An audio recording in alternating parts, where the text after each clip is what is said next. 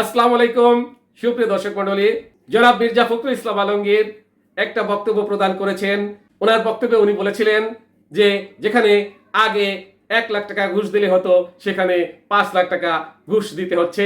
এটা নিয়ে টকশোতেও অনেক আলোচনা সমালোচনা হচ্ছে, সে কারণে আমিও চলে আসলাম আপনাদের সাথে এই ব্যাপারটা একটু ডিসকাস করতে।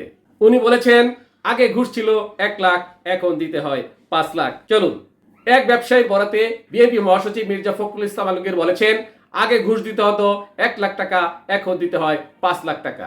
তিনি বলেন দেশের কোথাও কোনো সুশাসন ও নিয়ন্ত্রণ নেই, পুলিশেও কোনো পরিবর্তন হয়নি।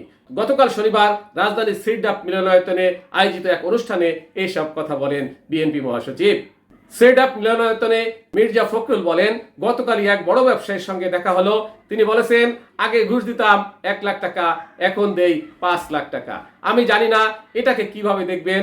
পুলিশের বিষয়ে তিনি মন্তব্য করেন পুলিশের কোনো পরিবর্তন হয়নি, বরং তারা সুযোগ নিচ্ছে। একবার বলে যে মিলিটারির কাছে যাও, আরেকবার বলে কোর্টে যাও। এভাবে পুলিশের দায়িত্ব এড়িয়ে চলার চেষ্টা করছে। তাদের আসলে কনফিডেন্সই নেই, কারণ তারা ওই বিগত সরকারের সব অপকর্মের সাথে জড়িত ছিল। সাথে থাকার জন্য ধন্যবাদ। আসসালামু আলাইকুম।